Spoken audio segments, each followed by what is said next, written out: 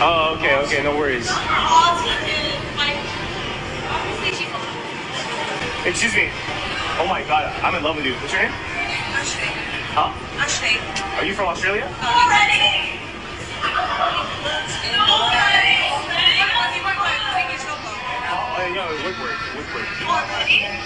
What a brilliant play by Patrick Mahomes here. Let's rewind this so that way you guys can get the whole video this time, or at least I can break it down for you. So he starts over here with this being his main read. Honestly, not my first look considering that she's in a cover 3 defense. As you can see, they're laughing at him. This girl already said no, even though he's not asking her anything at all. He still remains on his assignment, goes in for the play, and asks for the date regardless of them trying to ruin the vibe he's trying to create.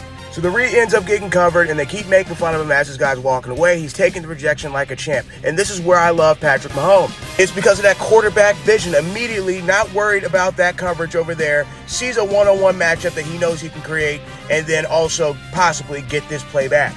And he makes the completion. Excellent play, excellent coverage, despite being under duress. And as you see, his first read comes back upset, showing bad sportsmanship, talking about already? Like, why did I get the ball? It's because I have other options and I can make plays. That's why you did it. See, I don't even want to address the fact that women, the jealousy is crazy. You know, they'll reject you and don't want anyone else wanting you because they want to feel like they passed up on you, so they made the right decision. So you're a scrub and you don't deserve anyone else to talk to you. It's fucking harsh, but I want to move on from that. And I just want to address the fact that women don't understand that this is what it takes for a man to even get a date. You got to talk to 10 girls and you might get 3 numbers if you're good. And maybe one might answer back and follow through. Like, women are so used to having so many options that they don't understand what it takes for us to get anything out of this dating game. It's crazy.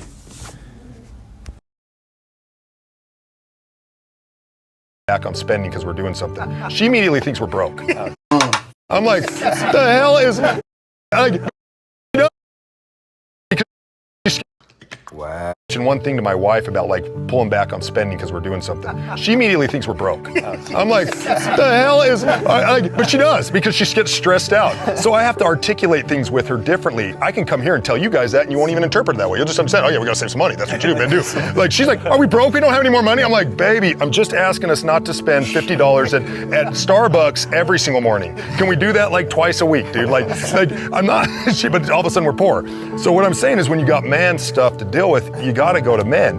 And if you start treating your wife like your sounding board, one, it's gonna stress her out. It's gonna make her highly uncomfortable and put her in a place out of her element. Or 2, it's gonna start putting her in a motherly role. And she's gonna start acting like your mom. She's gonna start trying to solve your problems, and then you're gonna start coming to her with more problems, and pretty soon you have this really weird dynamic, this Freudian dynamic, where you've replaced one mother in your life with another mother in your life, and you have this really strange relationship. I think you have to have your tribe around, and I think to Stone's point, you've got to make time to be with your friends, and sometimes it's inconvenient.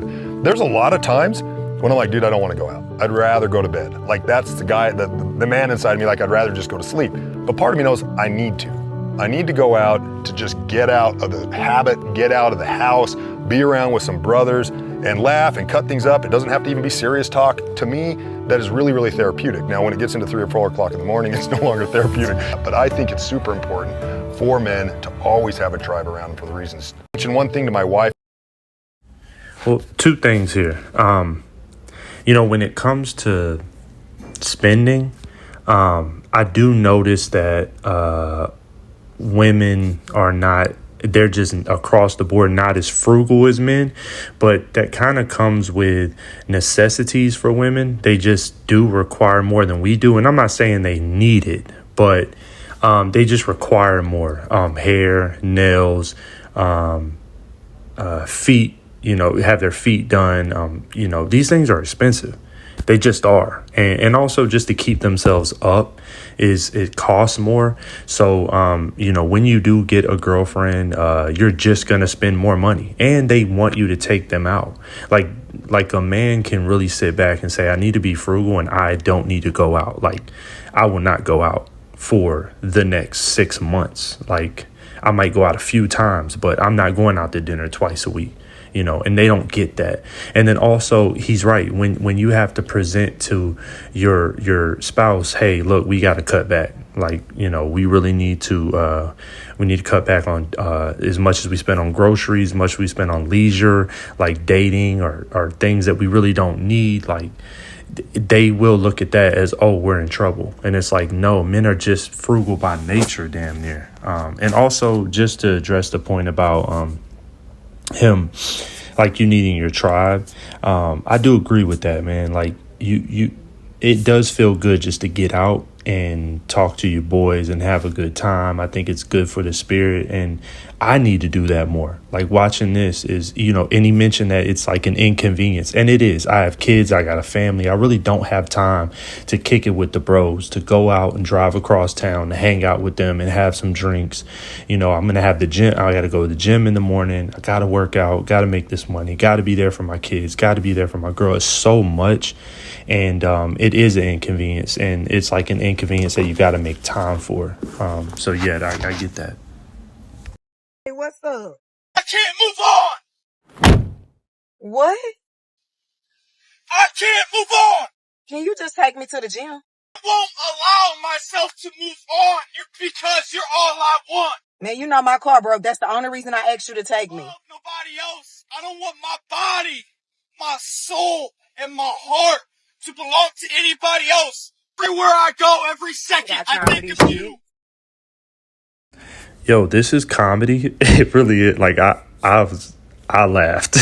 Like, this was good. But, yo, I was this guy, man. Like, when you truly become red pill, this becomes cringe to you. Like, if you want to know, am I blue pill? Am I red pill? Like, I don't really know where I stand here. If you look at this and you feel it in your soul, and it's not even really a joke to you, like, you really resonate with this, you still blue pill, bro. You still putting so much value on one fucking girl. And I understand, like, this whole thing with, like, him and, like, I know it's a joke, but this is a real scenario. I fought for my family, you know, with my baby mom, rest in peace. Like, when we broke up, I wanted nothing more to be with her and my daughter and raise our kid, but she didn't want that. So I was still blue pill. I was fighting for it, and I thought I could really change her mind. And I had to realize over time, like, nah, she gone, bro. That's it. Let her do what she wants. She want to be out in the streets, or she want to be with somebody else. That's what it is.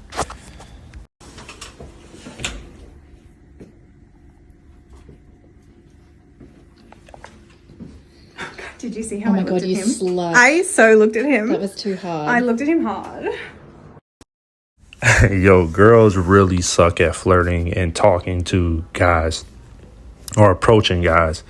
And I get it. It's like nature is supposed to be that way. Like, men are supposed to approach.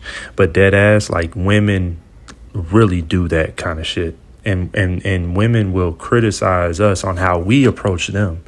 Like, I've talked to girls, and I would tell them, like, you know, you guys will criticize girls will criticize a guy. They approach them and they're like too nervous.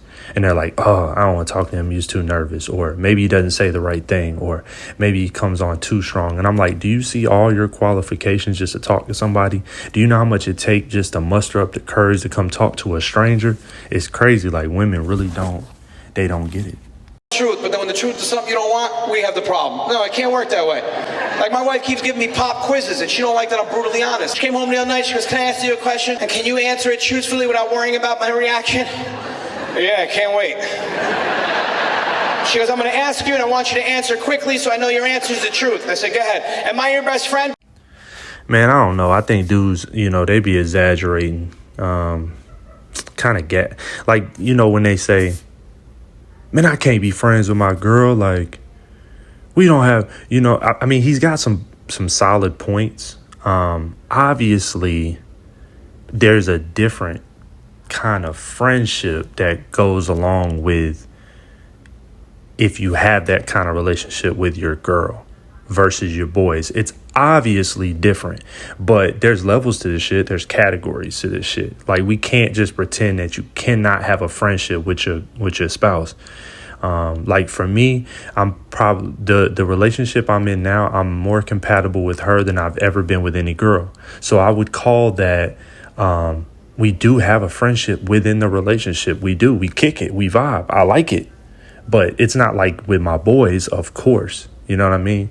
But obviously, it's all comedy. I get it, though. My girl does not, however, relate to me in the ways that, you know, she's not into this shit that I'm into. In terms of like sports, or in terms of even when like I put her on with MMA and watching UFC, she had never done that prior to me. But when I did, I still find myself, you know, she'll say certain things and I'm like, oh, she really don't get this sport like that. You know what I mean? Like, it's as far as a girl can possibly comprehend that.